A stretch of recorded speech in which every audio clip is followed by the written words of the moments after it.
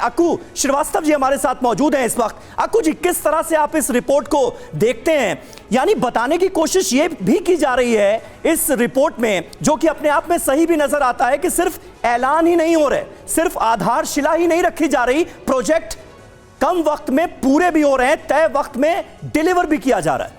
देखिए, जहाँ तक परसेप्शन की बात है तो परसेप्शन पहले ही पुराने वाले परसेप्शन सब टूट चुके हैं कि शिलान्यास होता है, काम नहीं होता है। हाँ।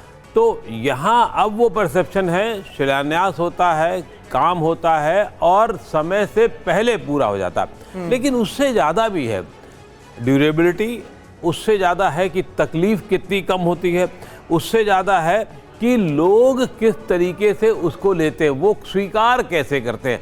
तो वो स्वीकारना, आप चाहे रोड ट्रांसपोर्ट से लेके, ट्रेन ट्रांसपोर्ट से लेकर के, वंदे भारत से लेके, नॉर्मल ट्रेनों से लेकर के, ट्रेनों के डिब्बों से लेकर के, ट्रेनों की सफाई से लेके, हवाई जहाज से नंबर्स को लेकर के हो सकता है, रेलवे का एयरपोर्ट में भी हो सकता है कि उतनी ज़्यादा सुविधाएं हम जितनी चाहते हैं। क्यों? क्योंकि ट्रैफिक भी बढ़ा है। आज अगर एक आंकड़ा देखा जाए तो 40 करोड़ आदमी 4-5 साल बाद जहाज में हर साल जाने लग जाएगा।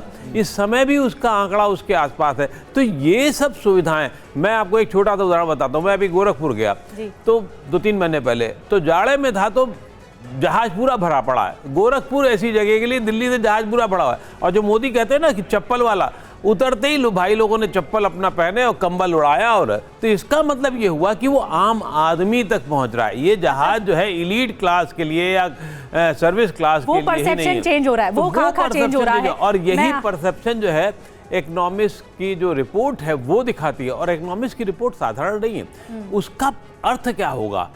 दुनिया में इस समय जो बदलाव हो रहे हैं, चीन के पास से जो फैक्ट्रीज और पूरा शिफ्टिंग जो हो रही है, बिल्कुल बिल्कुल वो बहुत महत्वपूर्ण होगी। जो डिसाइडिंग फैक्टर्स हैं उनके बिल्कुल ये बहुत निर्णायक साबित हो रहा है। अवधेश जी सीनियर जर्नलिस्ट हमारे साथ हैं।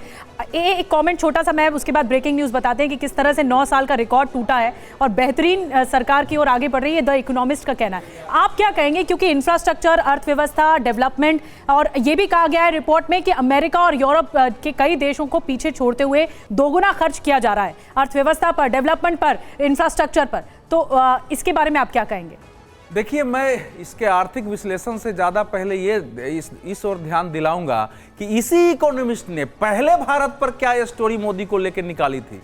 2020 में intolerant India, Modi is endangering the world's largest democracy, ये इस नाम से एक लेख निकला था। और जिसमें कहा गया था कि नरेंद्र मोदी एक बहुधार्मिक, बहुसांस्कृतिक देश को हिंदू राष्ट्र में चेंज कर रहे हैं। और ये जो कुछ भी कदम उठा रहे हैं, चाहे सिटीजनशिप एक्ट हो, बाकी वो आर्थिक विफलताओं से ध्यान हटाने के लिए कर रहे हैं। बड़ा आलोचनात्मक ये स्टोरी थी। अभी कुछ ही दिनों पहले 2017 में भी ऐसे ही एक स्टोरी आई थी।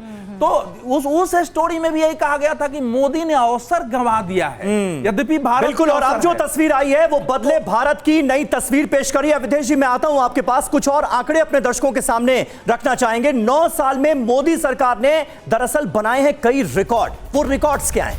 10वें से 5वें नंबर पर आई है भारत की अर्थव्यवस्था। ये बड़ी सफलता है, बड़ी कामयाबी। दूसरे नंबर का मोबाइल मैन्युफैक्चरर बना भारत। इसके अलावा भारत की जो ग्लोबल रैंकिंग थी उसमें बड़ा सुधार हुआ है, ग्लोबल रैंकिंग सुधरी। विदेशी निवेशकों ने भारत पर भरोसा जताया, एतबार जताया। यानी भारत को लेकर दुनिया का जो परसेप्शन था वो अपने आप में बदला है। अवधेश जी, देखिए, परसेप्शन बदला है। इकोनॉमिस्ट के पहले 3 दिन पहले अगर आपके ध्यान में होगा जी, तो जो अखबार, खासकर वॉल स्ट्रीट जर्नल, मोदी सरकार के पीछे अभियान चला रहा था, उसमें अमेरिका के जाने माने एकेडमिशियन रसेल मीड का एक आर्टिकल छपा है। और वो यहां के अखबारों में भी बहुत हेडलाइंस आया था कि क्या लिखा है। रसेल मीड भारत आए थे, उन्होंने भाजपा आरएसएस के विरोधियों से, समर्थकों से, नेताओं से बातचीत की, जनता से बात की, इकोनॉमिस्ट उसके बाद। लेकिन जो हम भरोसे की बात कर रहे हैं ना सर, कैसे भरोसा, मैं रोक रही हूँ, मैं माफ कीजिएगा आपको रोक रही हूँ।